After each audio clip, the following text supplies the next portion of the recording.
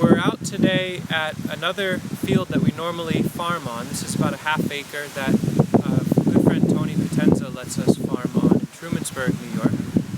Really beautiful soils here. This is where we do a lot of our potato production and most of our garlic. And today Sasha and I are going through prepping beds and getting them planted out. And we thought we'd share notes on some strategies we're using. It's a little bit non-traditional way of mixing garlic production with nursery production. This has worked incredibly well for us in the past, so we're continuing on with that tradition, hoping it continues to work well, and we'll share some ideas. So what we've been doing so far, we just got one little section of a bed done, and Sasha went through. We haven't covered the soil over yet, but we've talked about this in other videos. This whole area was in potatoes this season. We've harvested hundreds of pounds of potatoes from here, got the weeds out, and now we did the last bit of shaping for a walkway, and Sasha went through and planted the largest of the nice cloves that we have at a really generous spacing. These are 6 to 8 inches apart in most directions, and they're in a row, and then there's a furrow into which I've planted hazelnut seeds. Now, this is mainly for demonstration purposes. We're going to go through and smooth this all out and mulch it, but for right now, it lets us see where the planting has been happening, so both of us can be planting at the same time and not be undoing each other's work. And just to give extra protection with these hazelnuts from being dug up, I went and found some wild mint growing and shredded that. And as these hazelnuts get buried, so what we'll go through here and basically cover, we'll do this with tools and with gloves, but just as a demonstration, we'll go through and cover this, smooth this all out now that this whole bed has been planted with maybe 100 plus heads of garlic in this one bed and maybe 200 hazelnuts. So garlic, hazelnut, garlic, hazelnut, garlic.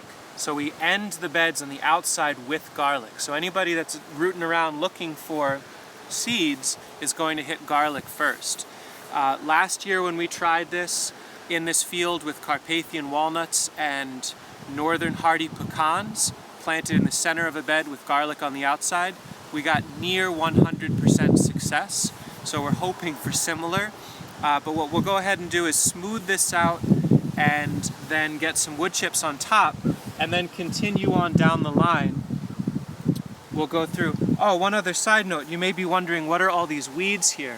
Well, we got 5 pounds of cover seed of wild mustard from Johnny's, and the idea is that the mustard grew for a little bit right after the potato harvest, and we'll turn those in. We're expecting them to sprout up and grow a bit in the spring. We'll pull them as needed, but that mustard decomposing in the soil should help fumigate the soil and protect the garlic from fungal infections. Specifically, fusarium rust is supposed to be pretty well suppressed by mustard foliage breaking down in the soil. So our next step is to smooth this out, get it mulched. We'll put some tags at the end of this bed and then continue on with the same planting pattern. This next block down here, we'll be doing nice garlic, beautiful hardneck garlic we cracked out yesterday. And in this case, we're going to be working with some white oak acorns. They sprout in the fall, so they really need to get planted ASAP. But we're going to be putting in Carpathian walnuts, chestnuts, more hazelnuts, and these oaks along with our garlic. And we'll document throughout the season what sort of losses we have, what works, what doesn't, and certainly follow up next year with what the overall yield is from this. So stay tuned.